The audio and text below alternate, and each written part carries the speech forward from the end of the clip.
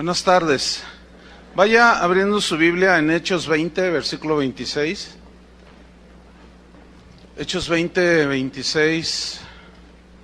Continuamos con la serie Temas de importancia para la iglesia. Y vamos a tocar un tema que he titulado El equilibrio en el dar. El equilibrio en el dar. Y vamos a leer Hechos 20, 26. Dice así: Por tanto, yo os protesto en el día de hoy, que estoy limpio de la sangre de todos, porque no he rehuido anunciaros todo el consejo de Dios. El equilibrio en el dar.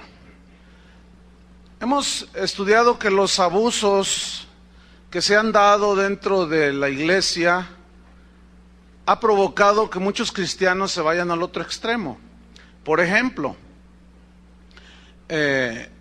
hay quienes se dedican a nada más exaltar los milagros, y esto ha provocado que todo sea basado en milagros, pero se ha llegado a la exageración en la cuestión de milagros que hasta se los llegan a vender. Pero por otro lado, hay una verdad en la Biblia de que Dios hace milagros, ¿no es cierto? Entonces cuando alguien se va a los extremos en cuanto a los milagros, luego tiende a irse hacia el otro lado y después dice, no, todo eso es del diablo. El diablo hizo todo eso y ya le atribuyen al diablo todo lo sobrenatural y ese es un desequilibrio. Otro ejemplo es la autoridad espiritual que hablábamos la semana pasada. El hecho de que la Biblia habla de que hay una autoridad espiritual que hay que obedecer, está estipulado en la Biblia, pero el abuso en la autoridad hacia los creyentes ha provocado reacciones contrarias, y cuando la gente de alguna manera se da cuenta de que hay una verdad al respecto, pero se va al otro lado, se van al otro extremo, y luego ya se le paran enfrente al pastor y le dicen, ¿y usted qué? Y tampoco. Tiene que haber un balance, tiene que haber un equilibrio. Los dones espirituales es lo mismo, ha habido mucho abuso en la profecía. Así dice el Señor, tú te casas con esta, pero resulta que esta ya es casada. Y un montón de aberraciones que la gente hace, pero los abusos y los excesos no anulan que los dones del Espíritu Santo son reales. Que Dios nos da dones del Espíritu Santo, nos da autoridad, hay milagros. Y hay 1000 ejemplos al respecto. Entonces los abusos de algunos no anulan que las verdades que mencionan las Escrituras. Y esto es lo que nosotros debemos de tratar de encontrar, que es un equilibrio. La verdad en su equilibrio, para no irnos a ninguno de los extremos. Si nosotros observamos bien, nos damos cuenta que Dios en la creación plasmó un equilibrio asombroso, maravilloso diría yo. Por ejemplo, observamos la naturaleza y la fauna, la flora, de lo que está constituido la naturaleza, hay un equilibrio tan maravilloso, tan perfecto para que la misma naturaleza funcione en ese equilibrio. Pero desgraciadamente llegamos los seres humanos, metemos la mano y todo se desequilibra, empezamos a contaminar, empezamos a hacer muchas cosas y desequilibramos precisamente el equilibrio que la naturaleza tiene. Si vemos así a grosso modo el cosmos, nos damos cuenta de los científicos dicen que el universo, el cosmos funciona como si fuera un reloj, con una exactitud impresionante. ¿Sabe usted por qué en la Tierra es el único planeta en el mundo, en el universo que se generó la vida? Porque está en la posición exacta, con el equilibrio exacto de luz, calor, etcétera, y eso Dios lo hizo con un equilibrio realmente asombroso. En la física, las leyes de la física que pues el Señor estableció, por ejemplo la ley de gravedad que Isaac Newton después le puso descubrió, porque ya estaba. Imagínense si no existiera la ley de gravedad, que es una atracción del centro de la Tierra que hace que nosotros estemos sólidos y firmes en el suelo, ¿verdad? Imagínense todos volando. Imagínense aquellas señoras que no saben dónde anda el marido, ahora si volaran. Imagínense dónde andarían, ¿no? Denle gracias a Dios. Y eso habla de un equilibrio, un balance. Nosotros caminamos con un equilibrio. Ustedes saben que cuando un oído se afecta, pierdes el equilibrio. ¿No es cierto? Entonces, son dos tímpanos. Los dos tienen que funcionar para que haya un equilibrio. En la música ni se diga. Armonía, melodía y ritmo. Los tres elementos básicos esenciales de la música. Cuando hay una exageración en algunos de ellos, el concepto de música no es completo. Por ejemplo, la música esa que le llaman heavy metal o que nomás se oye puro... Es puro ritmo, no hay melodía. Armonías una que otra, pero no. La música más bella sigue siendo la música clásica en cuanto al concepto de la música, porque reúne estos tres elementos y hay un equilibrio entre la armonía, la melodía y el ritmo. Y eso da un equilibrio. Entonces vemos que por todos lados el equilibrio es un principio que Dios estableció. Bueno, nosotros como cristianos debemos buscar el equilibrio espiritual en todo lo que tiene que ver con la vida espiritual. Por eso Pablo, el apóstol, dijo, no he rehusado anunciarles todo el consejo de Dios. Yo no les escondí nada. Se los expliqué detalladamente. ¿Por qué? Porque conocer todo el consejo de Dios, pues nos lleva hacia un equilibrio en nuestra vida espiritual. Y hoy vamos a tocar un tema que tiene que ver con el dar, con el dinero. Ustedes saben, o algunos probablemente vienen de iglesias donde hubo un énfasis o hay un énfasis exagerado, extremoso en la colecta de ofrendas, en el pedir de los diezmos. Muchísimas iglesias dedican hasta 1 hora para recoger. Están duro y den, y te pasan hasta 5 o 6 veces la charola, para que 5 o 6 veces tú des. Entonces te dejan como limón de fonda, todo exprimido, ¿verdad? Entonces ya la gente, algunos se preguntan, pero ¿por qué tanto énfasis en esto? ¿Por qué tanto énfasis? Y la predicación, 15, 20 minutos, cuando mucho. Y todavía hay que ver si es predicación. Entonces hay un sobreénfasis. La pregunta es, ¿por qué tanto énfasis en el dinero en cada reunión cuando se juntan los cristianos? Ahora, ¿eso significa que no se debe de hablar ni de recoger ofrendas? No. El problema está en el exceso, en el estar enfatizando sobre el dar y que da, y que si no la maldición de no sé qué, y que te va mal, hasta los mayas te van a maldecir si no das.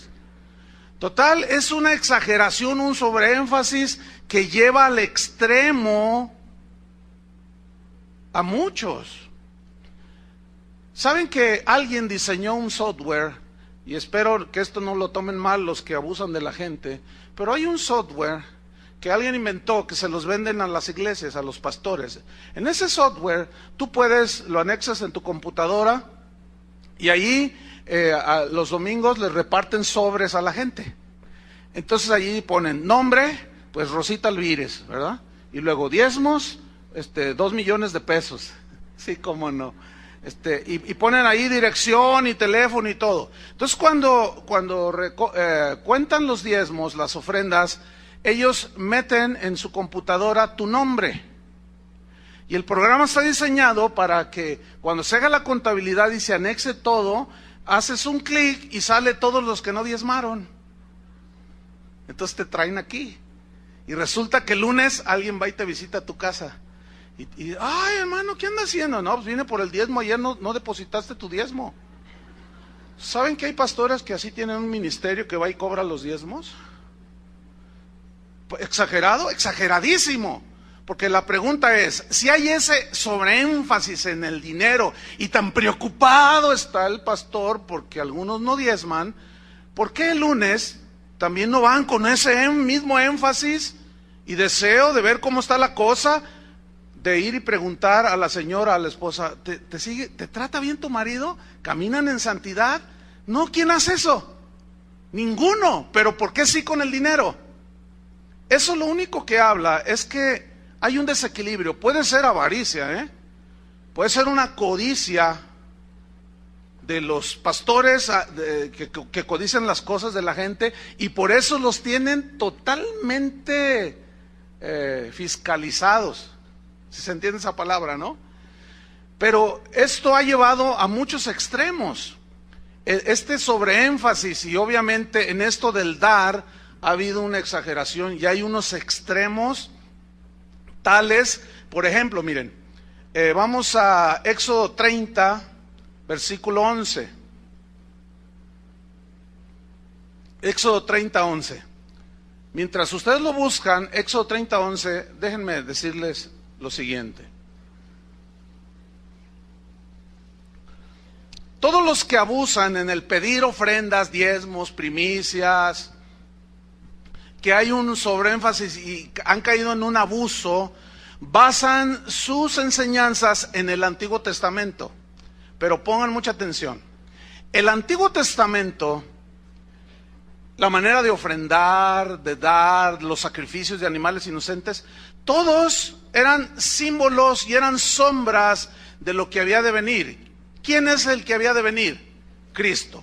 Es decir, todo, absolutamente todo, el Cordero de la Pascua apuntaba hacia el Cordero de Dios, que es Jesús. Las ofrendas que se daban por la expiación de los pecados tipificaban al pago que iba a hacer en un momento dado el Hijo de Dios por nuestros pecados. Todo es sombra. Una vez venido a la realidad que es Cristo, todas ese tipo de ofrendas quedaron abolidas. Ya no es la manera bíblica en el Nuevo Testamento de dar, basado en pasajes del Antiguo Testamento. Y muchos siguen basando en las sombras. Por ejemplo, Éxodo 30, 11, ¿ya lo tienen? Ok. Aquí habla de las ofrendas de la expiación del pecado. Dice, habló también Jehová a Moisés diciendo, cuando tomes el número de los hijos de Israel conforme a la cuenta de ellos, cada uno dará a Jehová el rescate de su persona. Fíjate, dará el rescate de su persona.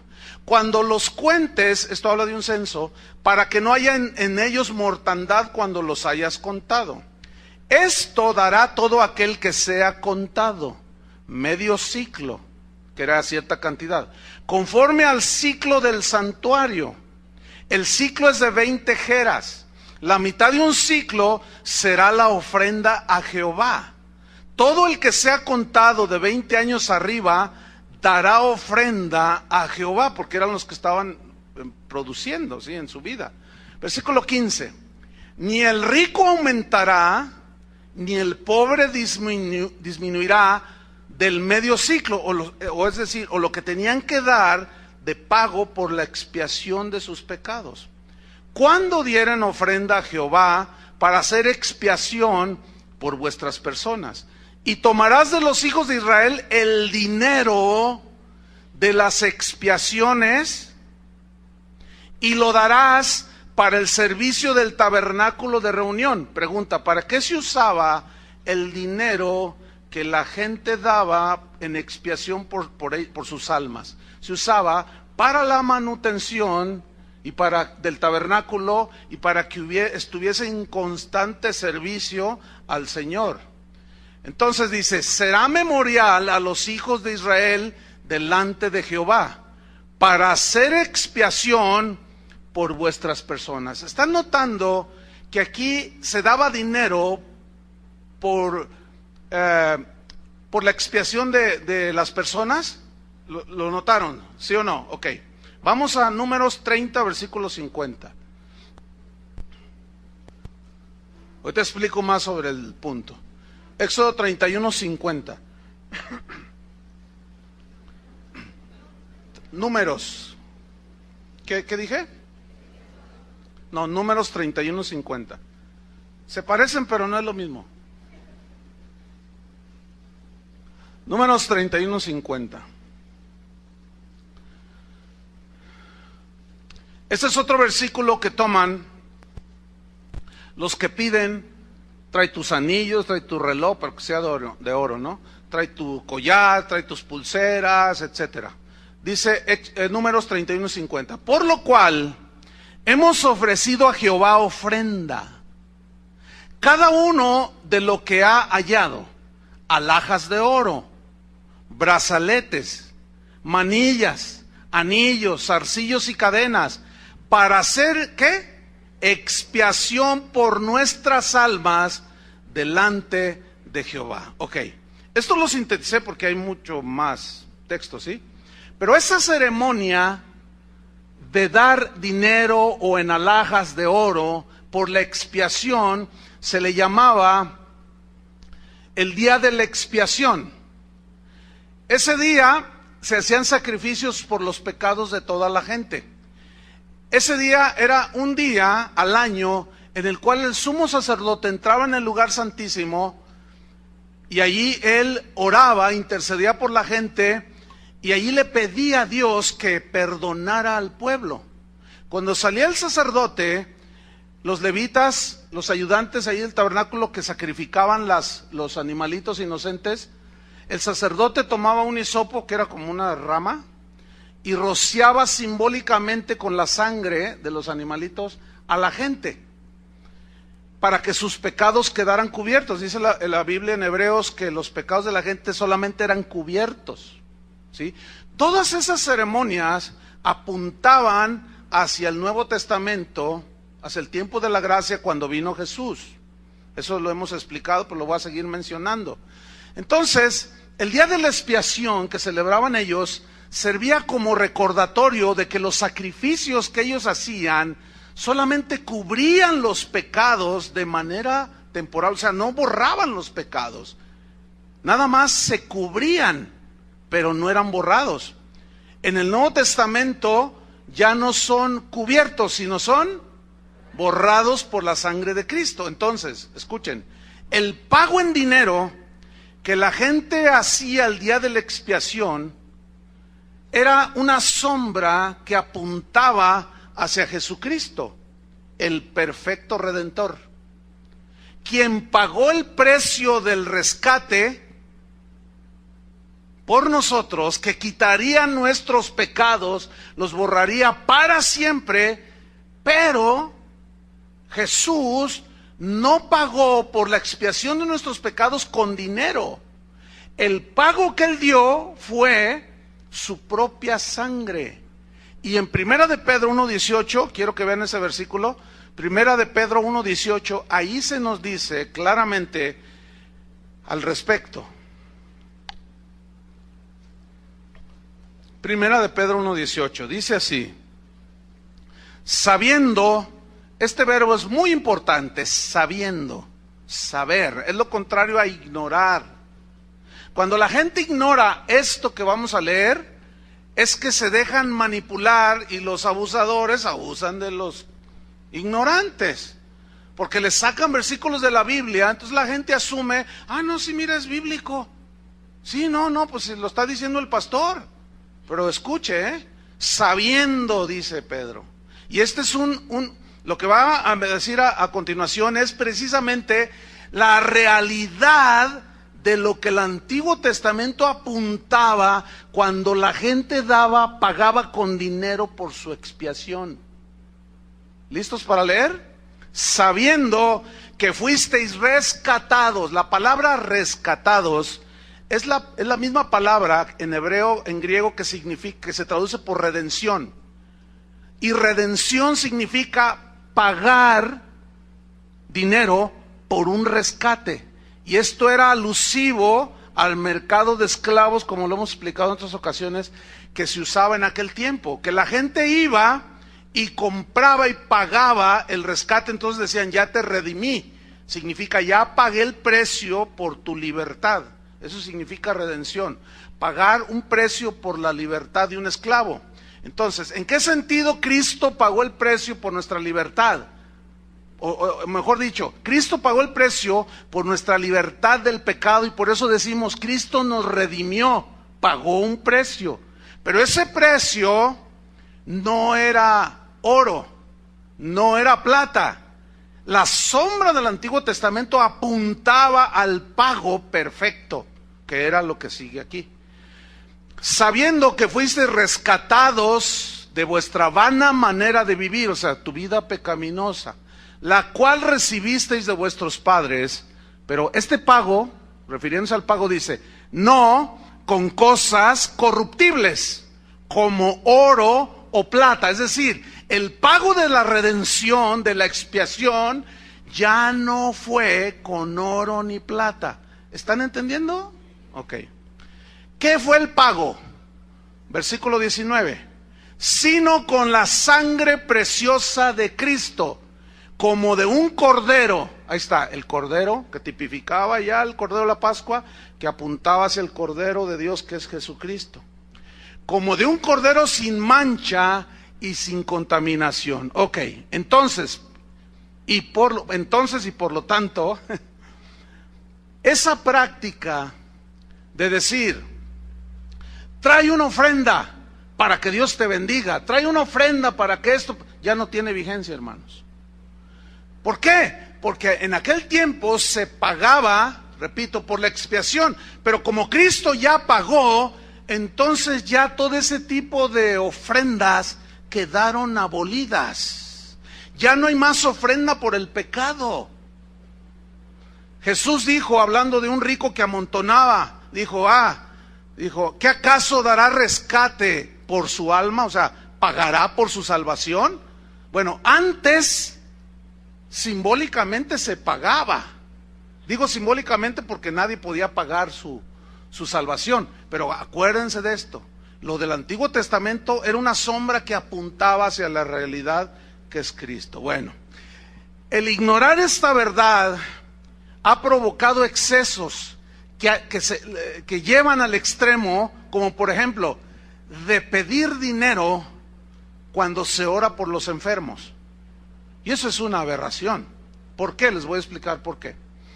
Porque está la reunión cristiana ahí, entonces traen a alguien que ora por la gente, entonces dicen, ¿cuántos quieren un milagro? Pues todo el mundo quiere un milagro, ¿no? Entonces se les convoca, se atrae a la gente con el asunto de que si usted está enfermo o si tiene algún conocido que está enfermo, un familiar, traiga ese, porque va a ser una noche de milagros, dicen. Entonces ya está la gente allí que necesita un milagro de Dios. Entonces dice, a ver, ¿cuántos están enfermos? Entonces la gente levanta la mano. Entonces dicen, por ejemplo, ¿usted qué tiene? Y dice la señora, tengo cáncer. Ok, ¿quiere que Dios haga un milagro? Dice, claro. ¿Y usted qué tiene? No, pues yo tengo cirrosis hepática, qué sé yo. ¿Quieren un milagro? Sí, ok. ¿Cuánto le costaría a usted pagar en un hospital por el tratamiento de cáncer? No, pues mínimo unos $10,000, por poner una cantidad, que es carísimo, usted sabe, ¿no? Entonces, fíjate cómo lo manejan, ¿eh? Y aquí está el abuso de la ignorancia. Entonces le dicen, ok, usted le iba a dar $10,000 al médico. Ahora, ¿quiere que Dios haga el milagro con usted? La mujer dice, sí, traiga esos $10,000 a la casa del Señor. Y yo voy a orar para que la sane del cáncer. Eso es un abuso, hermanos. ¿Por qué?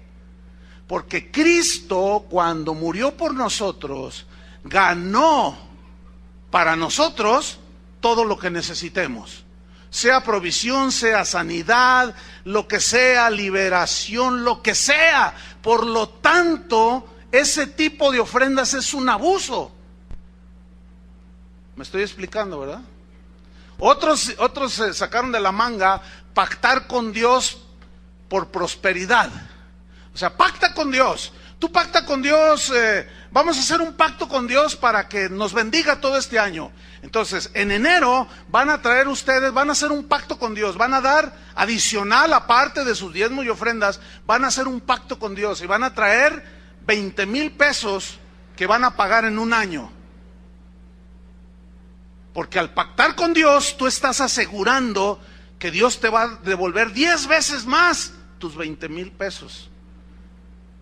Error, abuso. Pero déjame decirle una cosa, los que abusan de eso tienen su culpa, pero de los que abusan también no son inocentes, ¿eh? ¿Por qué? Porque ahí está la Biblia. Ahí está la Biblia. Y no pueden argumentar, es que a mí me engañaron. Bueno, eso es lo que decía Pablo. Yo no he rehusado, yo no he escondido decirles todo el consejo de Dios. Por eso estoy limpio de la sangre de todos ustedes. De manera que si los engañan, si se desvían, yo no tengo nada que ver aquí, porque yo ya les expliqué de qué se trata el cristianismo. Y Pablo habló del dar también. Así es que nadie puede decir, es que yo no sabía y me engañaron. Bueno, sí te engañaron. Abusaron de ti y los abusadores se enriquecieron.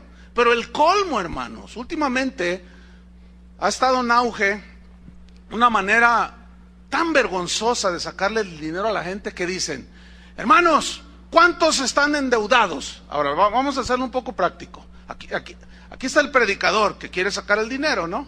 Entonces dice, ¿cuántos tienen deudas, hermanos? A ver, ¿cuántos están endeudados? Levanten su mano, los que están endeudados. Ok, entonces estamos practicando, yo sé que hay un montón de endeudados. Nomás estamos practicando para que ustedes entiendan el ejemplo. Entonces, a ver, ¿cuántos están endeudados? Por ejemplo, ¿cuánto debes tú? 50,000 pesos, ok. ¿Quieres ser libre de la deuda? Claro, a ver, ¿quién no quiere ser libre de una deuda? O sea, es bien obvio.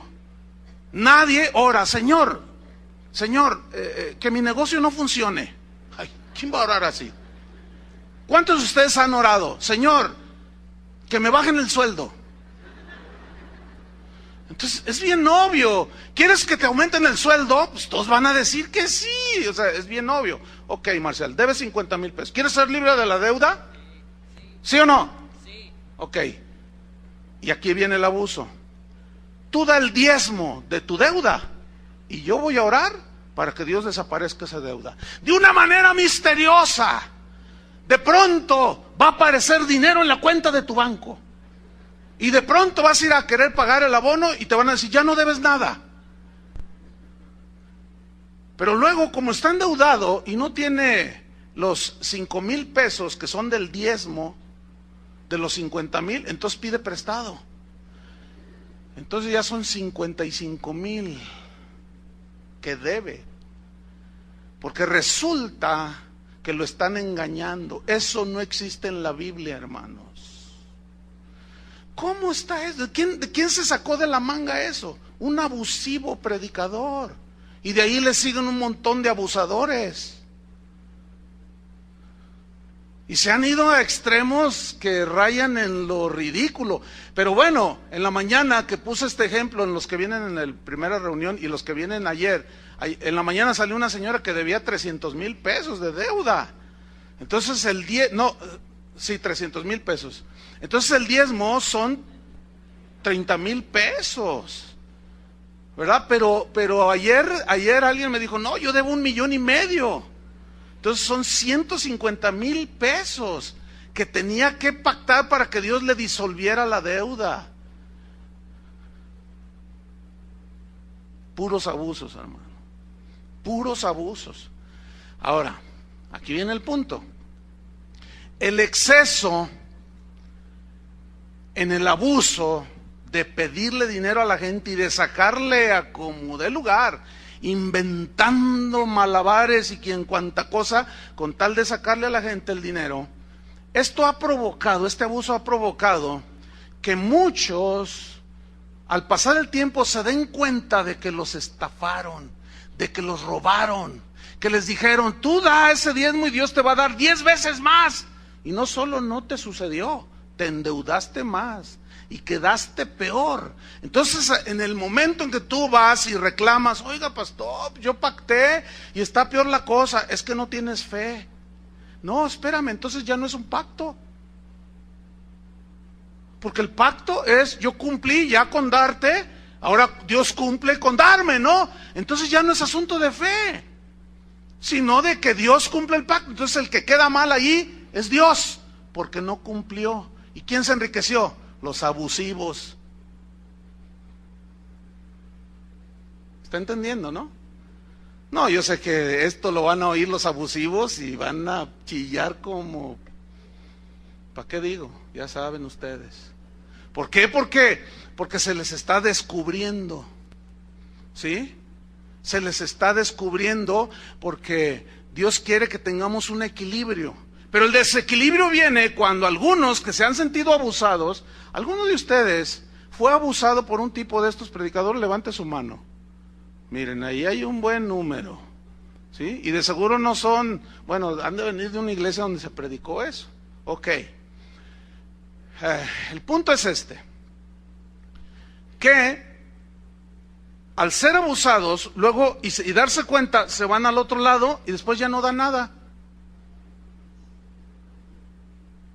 Porque dicen, no, yo sigo al Señor, pero yo ya no voy a dar, porque lo único que hacen es enriquecerse, ¿sí?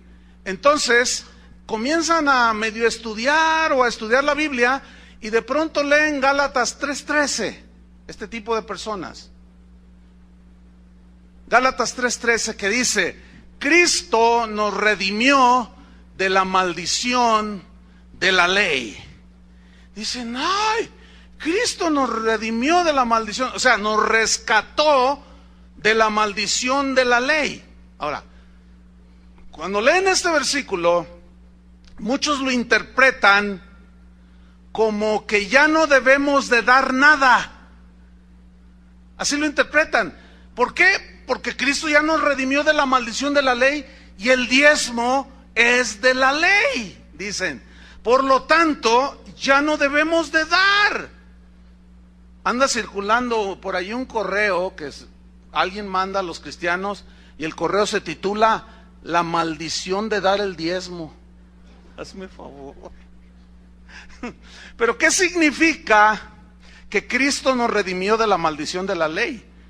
Bueno, debo decirles que es un versículo desgraciadamente interpretado de una manera pésima, pero pésima, propia de un ignorante de lo que significa lo que hizo Cristo en la cruz.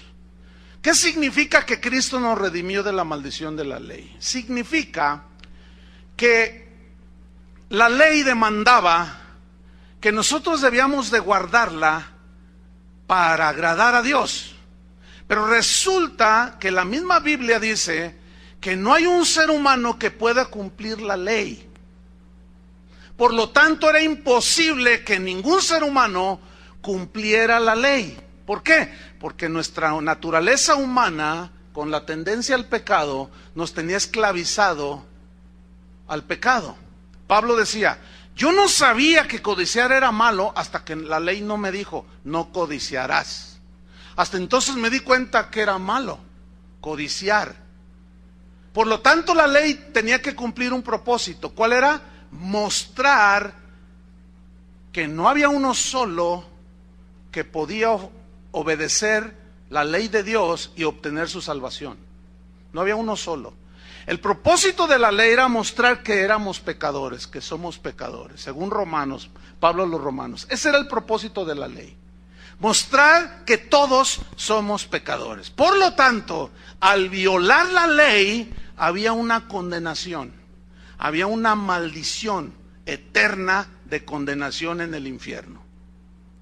Ahora, cuando viene Cristo, muere en la cruz, el creyente se le predica, se le enseña y cree en ese sacrificio, se arrepiente de sus pecados.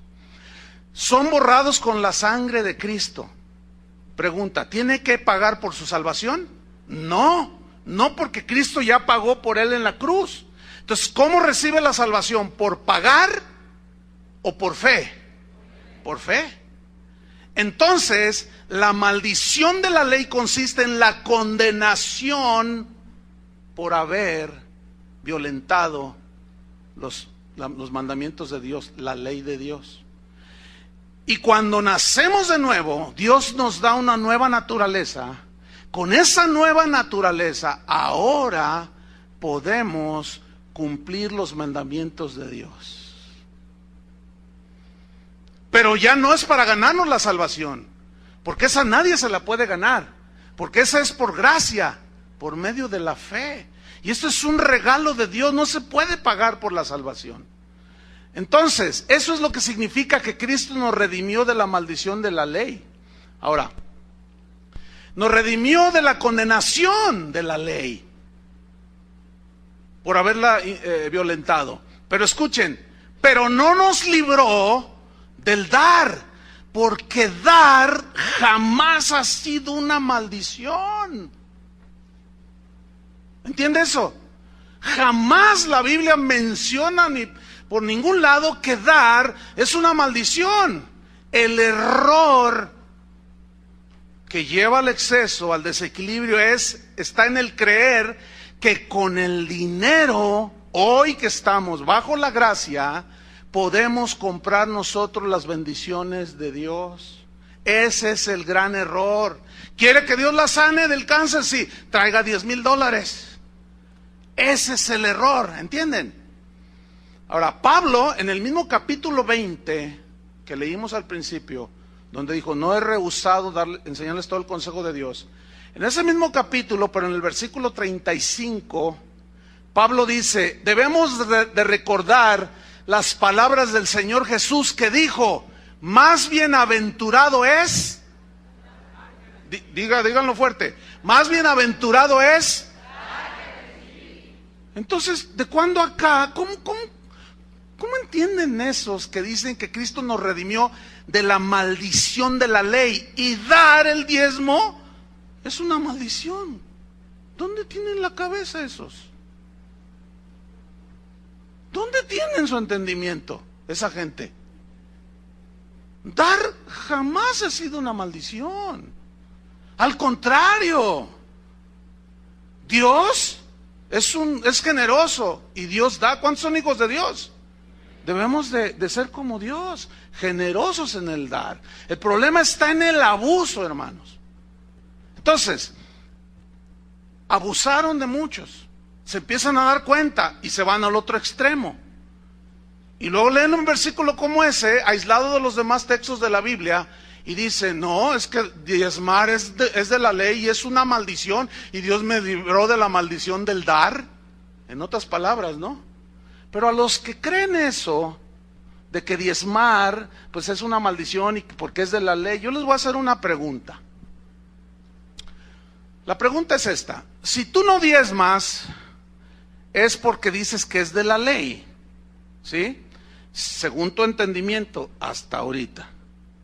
Pero ahí va. La pregunta es,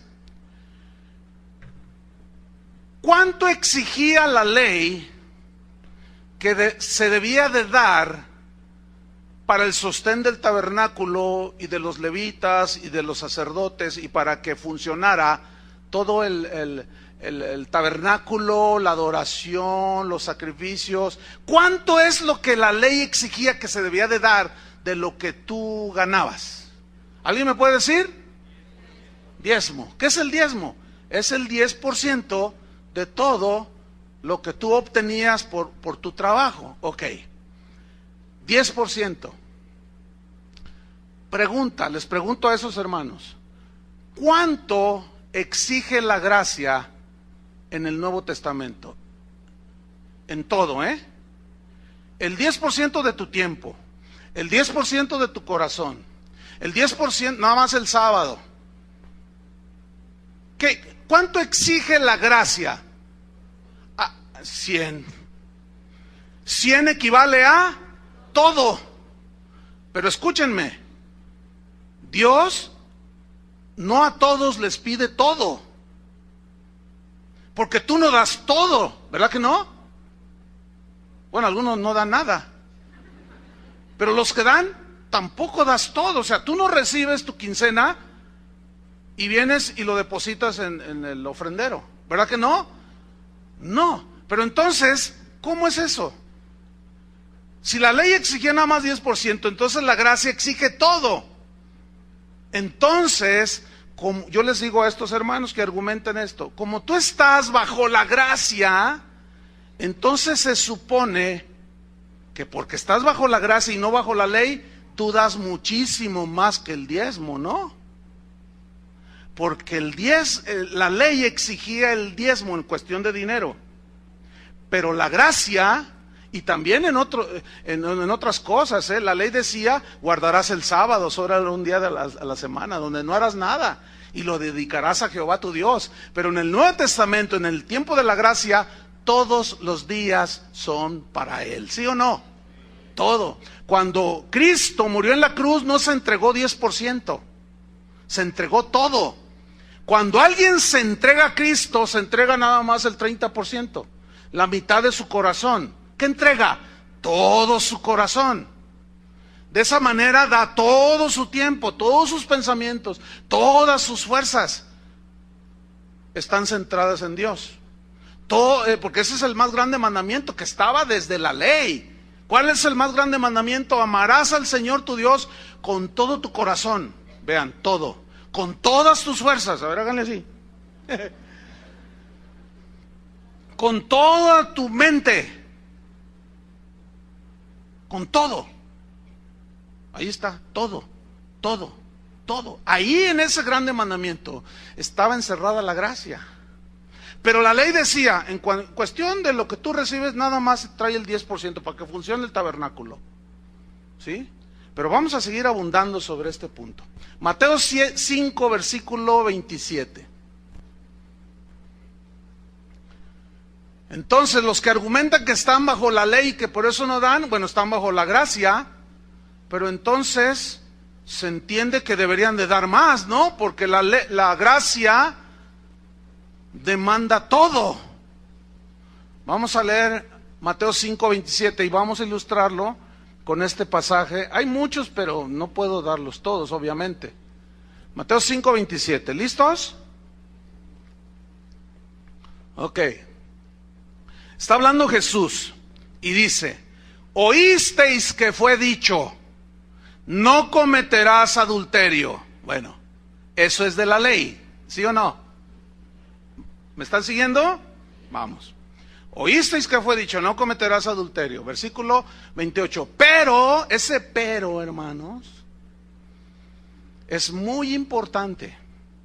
Porque Jesús está a punto de decirles algo que va muchísimo más allá, que es más completo que la ley. ¿Ustedes oyeron? Traten de imaginar que Jesús está enfrente de la gente. Le dice: ustedes oyeron que dijeron, no cometerás adulterio. ¿Qué dice el versículo que sigue? Pero yo os digo que cualquiera que mira a una mujer para codiciarla en su corazón, ya adulteró con ella en su corazón. ¿Dice así o no? Pregunta: ¿qué demanda más? ¿La ley o la gracia? ¿Verdad que es muy claro? Si tu ojo te es ocasión de caer, dice ahí, al siguiente versículo, sácalo. Ay, Dios, pues puros tuertos. Esto es simbólico, obviamente. Está hablando de que la ley solamente hablaba del acto mismo de adulterio con la mujer ajena. Pero Jesús dijo: no, es que la ley cumple nada más un propósito de mostrar que son pecadores. Pero yo voy al corazón, yo quiero todo. Yo quiero tus pensamientos, yo quiero tu corazón. Por lo tanto, si tu corazón hay eso, tú ya cometiste adulterio. Ay, Dios. Entonces hay que volvernos a la gracia, ¿no? Digo, a la ley. Porque la gracia te exige todo. Porque la gracia te dio todo. ¿Sí o no? Por lo tanto, tenemos que dar todo. Estoy hablando de toda nuestra vida, ¿eh? Ahora bien, si Jesús no le hubiera dicho a los discípulos, les dijo: miren, si vuestra justicia no fuere mayor que la de los escribas. ¿A qué justicia se refería? A la justificación que le iba a hacer en la cruz del Calvario. Porque a los que les estaba diciendo, a los fariseos, de todos ellos que se ufanaban de la ley, ¿se acuerdan de aquel publicano que Jesús puso en la parábola? Que dijo: no soy como este, yo ayuno 2 veces a la semana, doy diezmos de todo, hago esto y lo otro, y no adultero, no hago esto como este publicano. Y dice Jesús: y el publicano, estando de lejos, ni levantaba el rostro y se golpeaba el pecho, y arrepentido decía: Señor, sé propicio a mí, soy pecador. Y Jesús dice: ¿cuál de estos dos salió justificado? El publicano. ¿Por qué? Porque nadie puede comprar su salvación diezmando, ayunando. ¿Entienden? Sin embargo, el publicano salió justificado y fue un regalo que le dio. No se puede pagar por la salvación. No se puede pagar por los milagros, porque esos son dados por gracia, y aquellos que les ponen precio son mercaderes del evangelio y son abusadores de las ovejas. Y como me dijo una vez uno, es que la naturaleza de las ovejas es dar lana. Ah, mira qué listo eres, qué listo eres. Y si tu mano derecha te es ocasión de caer, córtala y échala de ti, pues mejor te es que se pierda uno de tus miembros y no que todo tu cuerpo sea echado en el infierno. Fíjate, todo tu cuerpo. ¿Qué quiere Dios? Toda tu alma, todo tu cuerpo, todo tu ser, todo tu corazón. ¿Él quiere qué? Todo. ¿Qué dio? ¿Qué nos dio en Jesucristo? Lo mejor que Él tenía. Si Dios nos dio a su Hijo, ¿cómo no nos dará juntamente con Él qué? No, nada más el 10%. No, todas las cosas. En el Antiguo decía, trae los diezmos al alfolí, el Antiguo Testamento, trae los diezmos al alfolí para que haya alimento en mi casa. Y yo te voy a multiplicar, pero si no, tú me estás robando. Malditos sois con maldición, porque todos me han robado en los diezmos que me pertenecen a mí. Así dice Malaquías 3, ¿sí o no? El asunto ahí es este. En el Nuevo Testamento, fíjense bien lo que voy a decir, en el Nuevo Testamento no hay un mandamiento específico que diga que debemos diezmar. No existe, hermanos, esa es una verdad. Entonces, ¿por qué en iglesias cristianas se pide el diezmo? ¿Saben por qué? Porque el diezmo, hermanos, es la expectativa mínima que Dios espera de nosotros. Es como decir, partir de eso hacia adelante. Pero les voy a explicar todavía más para que quede bien claro y podamos tener un equilibrio. La pregunta de nuevo, ya la van a saber responder en general. ¿Qué exige más? ¿La ley o la gracia? La gracia demanda más, ¿sí? ¿Por qué? Porque Dios nos dio en Cristo todo. Y si todo se nos dio por gracia, nosotros lo recibimos ¿cómo? Por gracia. Y Jesús dijo, den de gracia lo que recibieron de gracia. A ver, ¿qué recibimos de gracia? Entre otras cosas, salvación. Gratis, eso significa, sin haber pagado un precio. Él ya pagó en la cruz. Entonces, yo recibí salvación por gracia. Entonces, yo debo de predicar la salvación por gracia, gratis. Si yo le pongo un precio, venga a escuchar la conferencia, la que sea de la Biblia, y le pongo un precio de entrada para que usted venga a escuchar y use su gafet, yo estoy agrediendo el sacrificio de Cristo en la cruz. Porque ahí ya no estoy dando de gracia lo que recibí de gracia. Entonces, ¿qué con la gente que no tiene dinero para pagar para escuchar un mensaje de salvación? Es un abuso eso, es una aberración, es pisotear la sangre de Cristo. Entonces yo voy a dar de gracia lo que recibí de gracia. Pero también puedo recibir sanidad. A mí Dios me ha sanado un par de veces de manera milagrosa. En algunas de una manera, un par de veces de manera instantánea. Una vez yo estaba en mi casa y sentí un dolor espantoso que me tumbó. Mi esposa ni cuenta se dio. Y yo dije, Señor, ¿llegó mi hora? Le dije, yo me sentía mal, sentía algo extraño, un dolor que me tumbó. Yo le dije, Señor, quítame esto. Cuando yo dije esto, yo dije, en el nombre de Jesús, ¡pum!, se me fue. Y me levanté y dije, ay, gracias, Señor. Bueno, ¿cuánto me cobró el Señor? Nada. Pero si yo vengo aquí y les digo, ¿hay algún enfermo aquí? La señora, de cáncer. Ok, ¿cuánto le paga el médico? $10,000, tráigalos aquí, yo voy a orar para que Dios los sane. Mentira, abuso, porque entonces ya nos está dando de gracia lo que recibimos de gracia. Liberación es lo mismo. Ahora hay que pagar por ir a un encuentro para que te liberen. Hazme el favor, Santísimo, o el Santísimo favor. Entonces, si recibimos todo de gracia, ¿qué vamos a dar? Todo de gracia. Entonces, ¿qué con el dinero que Dios pone en nuestras manos y los bienes que Dios pone en nuestras manos? ¿Cómo vamos a dar? ¿Por ley o por gracia? Alguno dirá, bueno, es que mi trabajo me costó ganarme mis centavos. Sí, pero ¿quién te dio la vida? Dios. Sí, pero ¿quién te dio las fuerzas? Dios. Sí, te lo has ganado, pero ¿quién te dio la inteligencia? ¿Y quién te dio el intelecto? ¿Y quién te dio el tiempo? ¿Y quién te dio el carro que tienes para ir a trabajar? ¿Y quién te dio para pagar el microbús, para ir a tu trabajo? Dios, Dios, Dios, Dios. Entonces lo que Dios te pone en la mano también es por gracia, ¿sí o no? Para que te mantengas. Pero entonces, si todo nos es dado por gracia, ¿por qué el dinero se evade de la gracia? A ver, no, es todo. Entonces, lo que Dios pone en mi mano, en tus manos, cuando damos, tiene que ser dado no por ley, sino por gracia. Espero me esté explicando. ¿Sí? O sea, yo oro por un enfermo, pero no le voy a cobrar.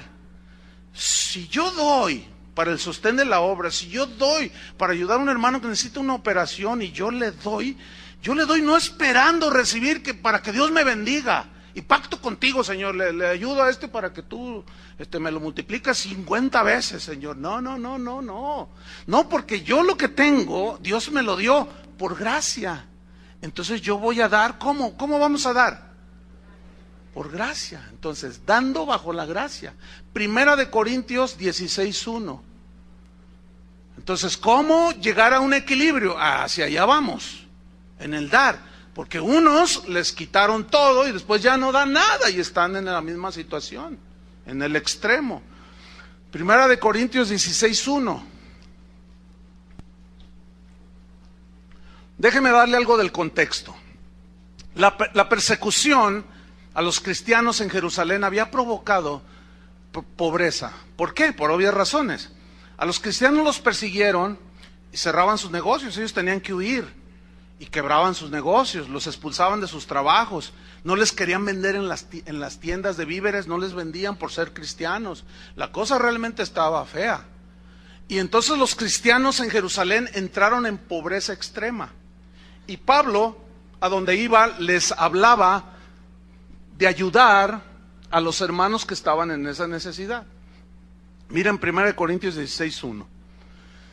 Dice así: en cuanto a la ofrenda para los santos, o sea, para los que estaban en necesidad, haced vosotros también de la manera que ordené a las iglesias de Galacia. Fíjate, que ordené a las iglesias de Galacia. ¿Qué ordenó? Esto ordenó, versículo 2. Cada primer día de la semana. ¿Cuándo es el primer día de la semana? El domingo. No se duerma porque eso está interesante, ¿eh? Y luego sale con que pues yo no entendí, entonces sigo en la ley. Porque ahora muchos van a decir, no, mejor me quedo en la ley, en la gracia no, porque la gracia te pide todo. ¿Se acuerdan del joven rico? ¿Se acuerdan? Esto vino a mi mente. Que llegó con Jesús y le dijo, Señor, yo quiero vida eterna, yo te voy a seguir, yo esto y lo otro. Los mandamientos sabes. ¿Sí? No adulterarás, no robarás, no dirás falso testimonio, honra a tu padre y a tu madre. Todo eso lo he guardado desde mi juventud. Dice que mirándolo Jesús lo amó. O sea, como teniéndole compasión, paciencia, y le dijo, oh, bien, qué bueno. Oiga, qué bueno es no adulterar. ¿Está conmigo? Qué bueno es que un hijo, que ustedes jóvenes honren a sus padres. Oye, pues eso es bueno. Qué bueno es no robar. Todo eso es bueno. Y es desde la ley. Y le dice, pero una cosa te falta. Con uno solo de los mandamientos que se violen, ya violaste toda la ley, dice San Pablo. Dice, una cosa te falta. Y Jesús sabía cuál era el mandamiento que él no cumplía. No codiciarás. Porque le dice, vende todo lo que tienes y dalo a los pobres. ¿Por qué no le dijo, darles el diezmo? ¿Por qué no le dijo, dale una ofrenda? ¿Por qué le dijo todo? Porque en el tiempo de Jesús, Dios te pide todo. Cuando el Señor nos habló de irnos como misioneros a la Argentina, pusimos nuestras cosas que teníamos, muebles, etcétera, a la venta. Pues teníamos que irnos nada más con la maleta. Pero cuando los hermanos llegaban, yo les decía, te lo regalo, llévatelo. Y vendé una que otra cosa. Entonces, cuando junté el dinero, no alcanzaba ni para los boletos. Pero Dios puso en mi corazón regalarlo. De pronto mi esposa me dijo, oye, ¿cómo le vamos a hacer? Le dijo, pues no sé, pero... Y luego ya llegaban otros hermanos, llévatelo, decía mi esposa, llévate eso también. Total, regalamos el 70% de las cosas. Ni para un boleto nos ajustaba. Pero dimos todo, nos quedamos sin nada. Entonces fui a una convención para pastores. Y era grande la convención, pero apartaron a los pastores para una conferencia especial.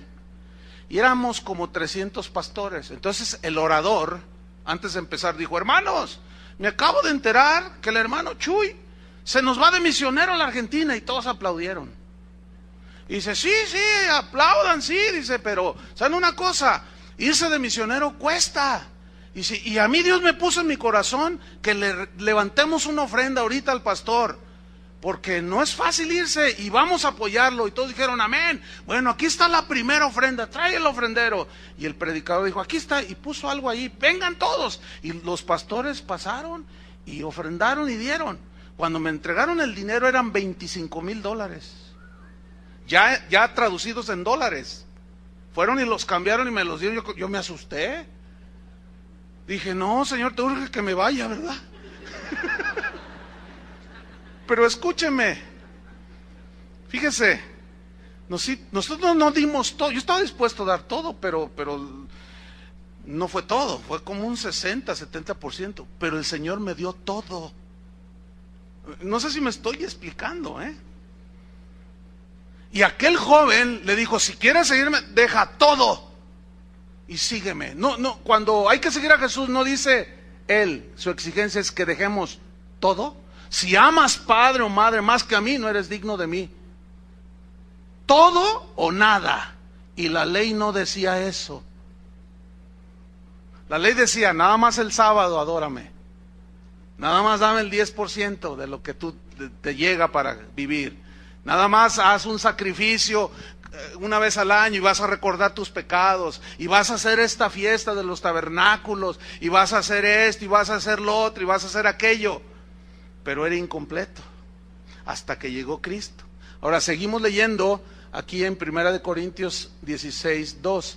Cada primer día de la semana, de domingo, fíjate lo que dice, cada uno de vosotros, fíjate, hay que subrayar esa frase, cada uno de vosotros. O sea, tú, yo, tú, también los que están durmiendo, tú. No le hagan que, al rato van a decir con que me habló Juan Diego, ¿verdad? Y me dijo que nada. Cada uno, ¿qué dice ahí? Cada uno de vosotros, ¿qué hagan? ¿Qué dice? Ponga aparte algo. ¿Qué significa ponga aparte algo? Ponga aparte algo de dinero. Dice, según haya ¿qué? Prosperado. Es decir, fíjate lo que en el Nuevo Testamento se habla del dar bajo la gracia. Es según hayas prosperado. Si no recibiste nada, ¿cómo vas a dar? ¿Me explico? Si tu negocio apenas salió para lo más indispensable y se mantenga otros meses allí, entre que si vive o se muere el negocio, si no recibes ganancia, ¿cómo vas a dar? Bueno, los que abusan te dicen, bueno, ya estás endeudado, ¿cuánto vale tu negocio? $1,000,000, trae el 10% y yo voy a orar para que Dios rescate tu negocio. Abuso, mentiras. ¿Dónde está eso? Pablo dice claramente, cada uno aparte según haya prosperado, guardándolo. ¿Por qué dice guardándolo? Porque algunos se lo gastan. O sea, guárdenlo, eso es específico. Dice, para que cuando yo llegue no se recojan entonces ofrendas. Nada de que otra vez pásale el ofrendero y oye, estuvo bueno otra vez. Hay iglesias que hasta 5 veces te pasan la charola. Y ya ahí sí, ya muchos se hacen los dormidos. Versículo 3. Y cuando haya llegado a quienes hubieran designado por carta, a estos enviaré para que lleven vuestro donativo a Jerusalén. O sea, eso tenía que ser canalizado para lo que se pidió. Segunda de Corintios capítulo 9, versículo 5. Segunda de Corintios 9, 5. Pongan mucha atención. Dice así. Por tanto, dice Pablo, tuve por necesario exhortar a los hermanos que fuesen primero a vosotros y preparasen primero vuestra generosidad antes prometida. ¿A qué se refiere? A la ofrenda que les dijo que apartaran. Dice, para que esté lista como de generosidad. Ahora viene una frase muy importante para el tiempo de la gracia. Dice, y no como exigencia nuestra. ¿Qué significa eso? Que ninguno de los apóstoles exigió como muchos hoy exigen, presionan y manipulan a la gente. El Señor me está diciendo que aquí hay 100 personas que van a dar 100,000 pesos. Vamos, levántense y vengan y pongan aquí su promesa de fe, pongan su cheque, porque el Señor sabe quiénes son. Y ya me mostró quiénes son. Y si no se paran, yo voy a señalar quiénes son. Así se manejan los abusivos. Entonces, están manipulando a la gente, porque no va a faltar entre numeroso público que no tenga sus buenos ahorritos. Aquí ahorita en esta reunión hay gente que Dios ha bendecido abundantemente y que tienen buenos ahorros, tienen buenas propiedades. Pues en más de uno ingenuo va a caer. Entonces, y si no lo haces, mira, se te va a quemar debajo del colchón, y empiezan a manipular. Y va a llegar el devorador y te lo va a quitar en lugar de traérselo. Mejor tráeselo al Señor y siembra en el reino. Entonces tú dices, híjole, pero ese dinero lo tengo para la universidad de mis hijos. Tengo 3 ya en edad de universidad. ¿Y cómo le voy a hacer, Señor? Entonces está ahí luchando y el otro te está manipulando desde el micrófono. Y te está diciendo, dalo, si no yo te voy a señalar. Y si no, la maldición va a venir sobre ti. Maldito tu dinero. No, pobre gente. Pobre gente. Porque entonces le están exigiendo algo que Dios no le está exigiendo, hermanos. Porque ya es la manipulación del hombre. Ese predicador, esos que hacen eso, no están dejando que la gracia obre en el cristiano. De eso voy a hablar los últimos 10 minutos. Entonces dice, no como exigencia nuestra. No hay una exigencia en la Biblia. El ministro de Dios no debe de estar exigiendo a la gente. Y mucho menos estarla manipulando para que den. Y mucho menos con mentiras. Y mucho menos con versículos sacados del contexto que ya no tienen aplicación en los tiempos de la gracia. Versículo 6. Mira este versículo que es tan común, es tan hermoso este versículo, es tan verdad, es tan certero porque es del Espíritu Santo, pero ha sido tan manoseado, y vamos a leerlo. Pero esto digo, el que siembra escasamente, también segará escasamente. Y el que siembra generosamente, generosamente también segará. Esa es una verdad. El problema está en el abuso, hermanos. Que te dan una manipulada por más de 2 horas para sacarte todos tus ahorritos. Y luego cierran su tremendo sermón con ese versículo. Porque si no das así, vas a recoger escasamente. Pero si tú das con generosidad, hasta que te duela, dicen algunos, porque entonces ya no es sacrificio, dicen. Y hay un sacrificio en el dar, dicen, no, espérame, los sacrificios ya no valen. El sacrificio perfecto fue Cristo. ¿Cómo que sacrificio de dar? El único sacrificio que exige el Nuevo Testamento es la adoración. Ofrezcamos pues sacrificios agradables a Dios, fruto de labios que confiesen su nombre, alabanza y adoración. Entonces, es verdad, hermanos, es verdad que si nosotros mezquinamente no entendemos que todo lo hemos recibido de gracia, aún lo que tenemos, y detenemos la generosidad para sostener la obra, para enviar misioneros, para abrir nuevas congregaciones, para ayudar a los huérfanos, para ayudar a las viudas, para salir y predicar, todo eso cuesta, hermanos. ¿Cómo se va a sufragar? Desde el Antiguo Testamento se dijo cómo, y de eso voy a hablar el próximo domingo. Pero entonces dice, el que siembra teniendo la bendición de Dios, dice, no, pues ahí va un pesito, ¿verdad? O de una manera mezquina, dice, bueno, aquí hay una verdad, el que siembra escasamente, segará escasamente, ¿verdad? Versículo 7, miren esto, cada uno, aquí está, cada uno, otra vez esa frase, cada uno, tú, y tú, y tú, y tú, y hasta el falso maestro que se metió aquí entre nosotros, está sentado por ahí, nada más que se viene por lo de ustedes, pónganse abusados, digan, ¿seré yo maestro? Cada uno fíjate, pongan atención, cada uno no dice, si quieren den, o sea, ¿por qué está así como un imperativo, como un mandato?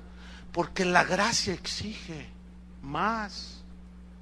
Pero fíjate a qué se nos deja, a la generosidad. Mira lo que dice, cada uno dé como propuso en su corazón. Qué bonito eso, ¿no? A mí me gusta eso. Me gusta, ¿saben por qué? Porque aquí rechaza toda manipulación. Porque si yo digo, aquí hay 100 que van a dar 100,000, ya no es como propusieron en su corazón, es como yo les estoy diciendo. Porque si fuera de Dios, entonces este versículo contradice a Dios. Y ya no es como propusieron en su corazón, sino como que el predicador dice que Dios le dijo. Pero entonces ya no es como propuso su corazón, sino fue, tú tienes que dar 10,000, tú tienes que dar 20,000, y le van bajando. Ahora también aquí hay 500 de a 1,000, y aquí hay 2,000 de a 500, y hay 10,000 de a 100 pesos. Y bueno, ya los demás pásenle también, todos échenle, dicen los abusivos. Cada uno dé como propuso en su corazón, pero miren lo que viene a continuación, no con tristeza ni por necesidad. ¿Por qué dice no con tristeza ni por necesidad? O sea, porque tienes que hacerlo. ¿Por qué? Porque ya no estamos bajo la ley. Bajo la ley era sí o sí, si no la maldición te llega.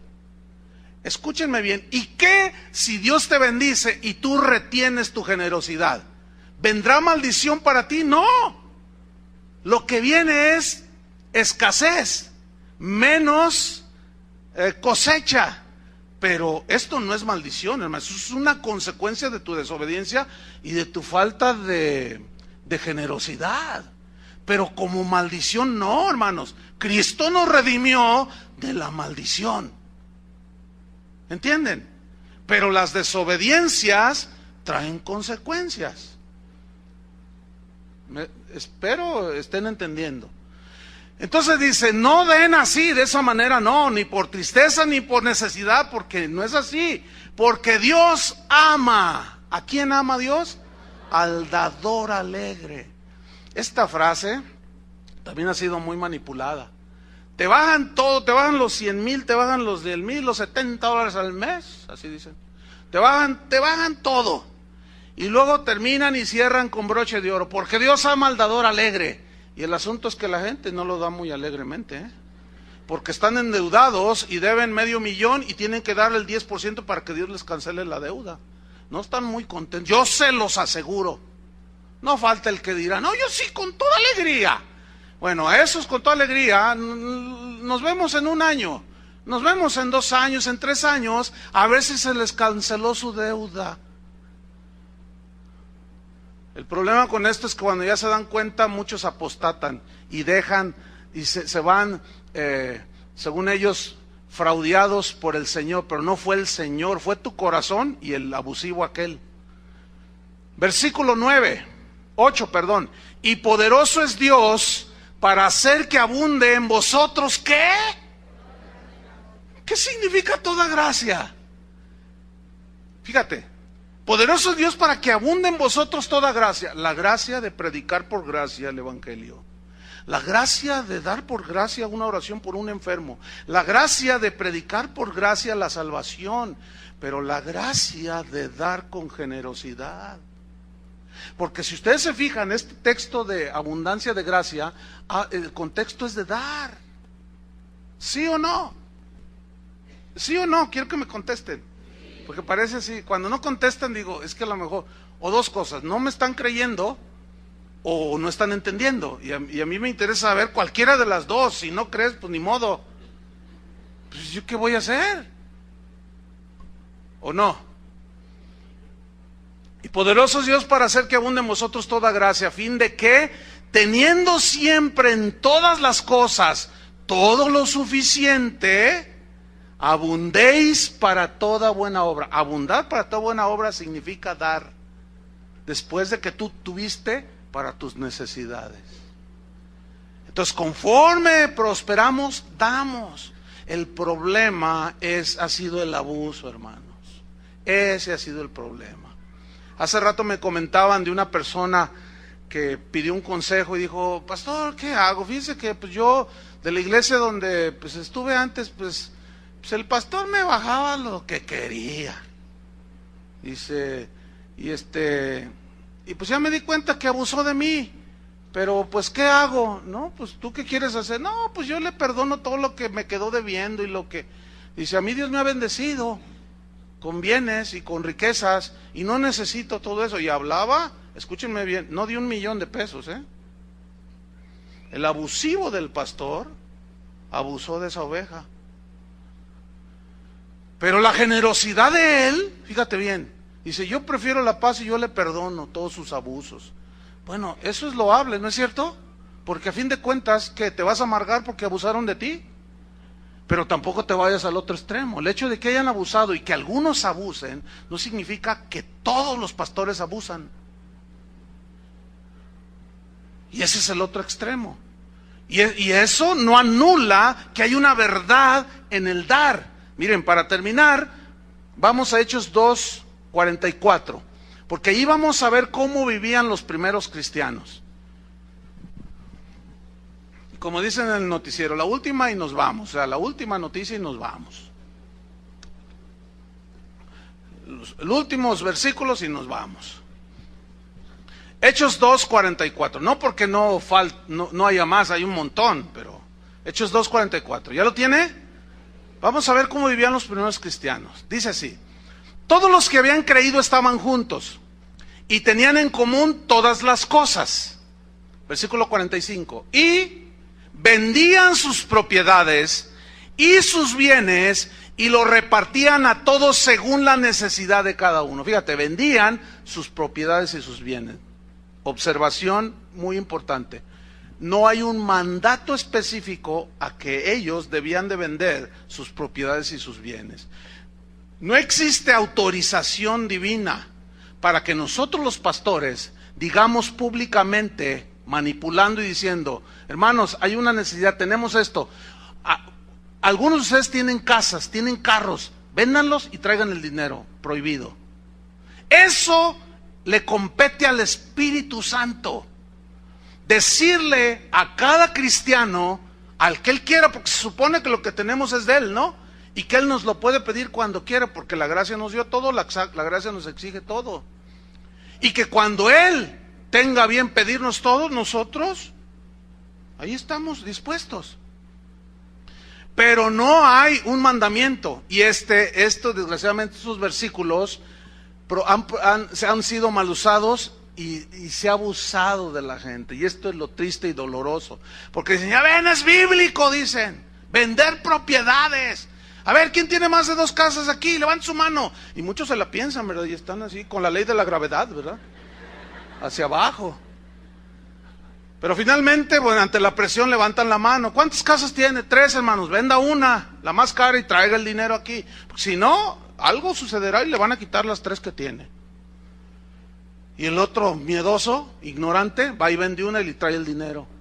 Manipulación, hermano. No se vale eso. Hechos 4:32. Vendían sus propiedades. Hechos 4:32 dice, y la multitud de los que habían creído, ¿cuántos han creído? Mira, ellos, dice, estaban de un corazón y un alma, había unidad.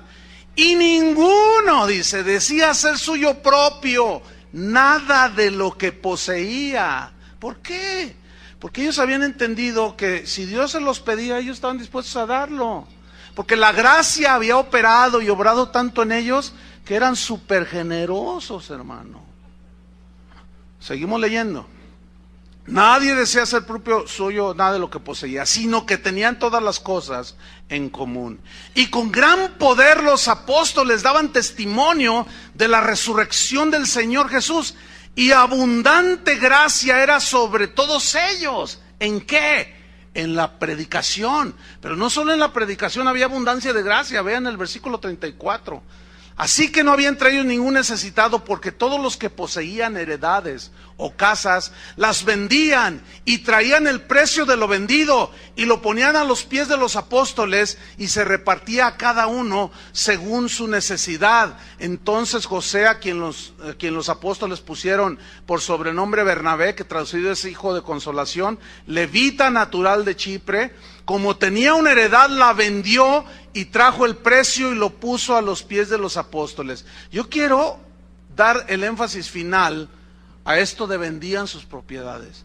Ellos nunca exigieron, nunca manipularon, sino que fue el glorioso Espíritu Santo el que movía el corazón de las personas para dar en abundancia. Ya no el 10%, no, sino para dar en abundancia. Y esto es extraordinario, hermanos. Cuando nosotros permitimos que la gracia de Dios obre en nuestro corazón, nos vuelve generosos, hermano. Cuando nosotros obedecemos a los impulsos de ese glorioso Espíritu Santo, a que obedezcamos en el asunto del dar, pero es cuando Él diga, y Él te va a poner en tu corazón, y tú vas a proponer en tu corazón, y tú vas a dar, no por tristeza ni por necesidad, sino porque tú has recibido por gracia, y por gracia vas a dar. ¿Saben? Cuando murió mi padre, él me dejó algunas cosas. Entre otras, me dejó un terreno de 3 hectáreas. Aquí en lo que viene siendo el cerro de Tequila, Montaña Azul, es un lugar precioso. Ahí son 30,000 metros. Y ese me lo dio a mí, me lo dejó. Entonces, bueno, pues gracias. Él lo compró allá por los años 80. Siempre quiso hacer una casa de campo y nunca la pudo hacer, por X o Z.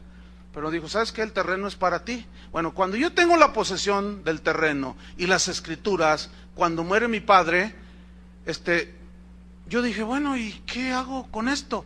Cuando yo dije eso, el Espíritu Santo claramente me dijo, dónalo a la iglesia. Y yo lo doné. O sea, esto que estoy diciendo no es para pararme el cuello o tratar de... Yo no quiero manipular nada. Yo soy anti-manipulación. ¿Sí vieron cómo aborrezco eso? Pero les estoy diciendo cómo opera la gracia. Ahora, ese terreno vale varios millones de pesos, Cuesta como 150 pesos el metro. Multiplíquele, vale una buena cantidad. Y con eso se puede hacer muchas cositas. Y a lo mejor alguna cosita, un antojito que uno tenga por ahí. Pero ¿saben qué? Ni siquiera el Espíritu Santo claramente. Dónalo. Las escrituras están en la administración de la iglesia. Y ahí es donde próximamente, primero Dios, si Dios quiere, porque ya ven que a veces no quiere. Si Dios quiere, ahí vamos a hacer un campamento para la casa de oración. Pero ese terreno lo doné. Bueno, yo podía decir, ese era patrimonio, era una heredad que mi padre me dejó. Bueno, pero pues yo lo doné. Mi esposa estuvo de acuerdo. Mis hijos, pues también. Y bueno, ahí está. Bueno, a mí nadie me manipuló. A mí nadie me dijo. ¿Saben por qué no ponemos los nombres en los sobres? No damos sobres para que usted ponga el nombre, porque como dice la Biblia, ojos que no ven, corazón que no siente, ¿verdad? O sea, yo como pastor no me interesa si usted da o no, no me interesa cuánto da, si mucho o poco, eso a mí no me importa, eso a mí no me incumbe. ¿Sabe por qué? Porque ese es un asunto de usted con Dios. ¿A usted le interesa lo que yo dé? No, a usted ni le importa. ¿Y qué le importa que yo haya dado lo que ya mencioné que di? Nada más lo estoy poniendo como un ejemplo para que vean cómo opera la gracia, hermanos. Ese es el único propósito. Pero escúchenme, el hecho de poner el nombre allí es para... Nosotros no queremos saber nada sobre eso, es un asunto de cada quien. A mí cuando Dios me ha pedido cosas, yo las doy. Muchos no han entrado en ese nivel de descubrir en la gracia lo que es la generosidad, porque es una verdad que ciertamente, hermanos, el que siembra generosamente, ¿qué? Generosamente también segará. Esa es una verdad, hermanos, que es a donde Dios quiere que entres en ese nivel, pero no con tristeza, no con manipulaciones, no con abusos, sino que tú entiendas que la gracia es la que te va a impulsar. ¿Entienden? ¿Saben qué sucedió para terminar en el capítulo 5 de Hechos, después de esto, de este mover tan tremendo en la primera iglesia? Pero había un hombre llamado Ananías con Zafira su mujer, que vendieron una propiedad y trajeron el precio a los pies de Pedro, y Pedro lo vio y dijo: en tanto vendisteis esa heredad, y en tanto. Ananías, ¿por qué permitiste que Satanás llenara tu corazón? ¿Por qué permitiste y mentisteis al Espíritu Santo? Y en ese momento cayó fulminado, se cayó muerto. Vino el juicio de Dios sobre Ananías y después sobre Zafira su mujer. Pregunta, ¿por qué fue Dios tan drástico? Escúchenme bien, ¿saben por qué fue tan drástico Dios? Porque era un mover tan santo, tan limpio, de que la gente estaba tan llena de gracia que eran generosos. Y llegó uno que por avaricia, codicia y mentira quiso aparentar que él era muy generoso. Dijo: voy a vender esta heredad que todo el mundo sabe que yo tengo, pero le voy a sacar. Y vino el juicio, hermanos. ¿Qué significa? A fin de cuentas, que Dios aborrece la avaricia, hermanos. Y aquel que dice que es hijo de Dios y dice que diezmar es maldición y que ya no debe, no ha entendido la gracia. No ha entendido. Entonces nosotros los pastores debemos de confiar en que la palabra de Dios es la que obra en ustedes, y que esa gracia que les ha dado todo, que nos ha dado todo, ustedes la puedan comprender, y no tenemos que andar manipulando a nadie para que dé. ¿Cuánto tiempo invertimos en la recolecta de las ofrendas en esta congregación? ¿Ya se dio cuenta? Ni 2 minutos, es más, ni 1 minuto. Vamos a darle la bienvenida a los hermanos. Un aplauso, le pegan su corazón, como aquí el varón, bienvenido, le pegan su corazón. Bueno, ¿qué les parece si sembramos? Amén, amén. Y uno se hace loco ahí, que no oye nada. Y amén, sí, bueno, el Señor bendice estas ofrendas, bendice esto que vamos a dar, en el nombre de Jesús multiplícalo. Ya, viene lo más aburrido del servicio, los anuncios. Pues es lo que menos me gusta a mí. Y ya, bueno, hermanos, miren, les vamos a anunciar que el Congreso de Mujeres y que los niños y que bla, bla, bla. ¿Cuánto invertimos en la recolecta de los diezmos? ¿Qué énfasis le damos? Nada más el necesario. ¿En dónde está el énfasis? En la palabra de Dios. ¿Por qué? Porque confiamos que la palabra de Dios y tu relación con Dios es la que te va a motivar a dar. Eso es todo. Y ahí es donde está el equilibrio. Sin manipulaciones, sin triquiñuelas, sino con la palabra, y que la palabra trabaje en ti. Dios trabaja conmigo con la palabra. Y cuando hay que dar algo, a mí Dios me lo dice. Y yo nada más hago lo que tengo que hacer y punto. Y así es con todos, porque la gracia es para todos y es abundante. Y no solo eso, sino gracia sobre gracia, dice en Romanos. Oremos. Te damos gracias, Señor. Te damos gracias porque todo lo hemos recibido de tu mano por gracia. Y como decía David, de lo recibido de tu mano te damos. Pero tú miras el corazón. Miras si en verdad hemos entendido la gracia. Señor, abre el entendimiento de aquellos que de una manera tan triste, ¿cómo podríamos decirlo, llamarlo, Señor? Tan falto de discernimiento, se van al otro extremo, de decir que diezmar es maldición, que es de la ley, y cuántos pretextos. Es que no han entendido la gracia, que la gracia exige todo, no un 10, no un 20, todo. Pero tú no nos pides todo, aunque a algunos les pides todo. Señor, gracias por ayudarnos a entender y tener un equilibrio, porque tenemos que tener un balance, un equilibrio en el dar. Entender que la obra, la predicación del Evangelio no es gratuito. Es gratuito el mensaje, pero cuesta enviar misioneros, cuesta el funcionamiento de las congregaciones, el sostén de las viudas, etcétera, Señor. Padre, confiamos en que tu gracia trabajará en nuestros corazones para hacernos generosos, porque ciertamente ya no estamos bajo la ley, sino bajo la gracia. En el nombre de Cristo Jesús te damos las gracias, Señor. Amén. Que Dios les bendiga a todos.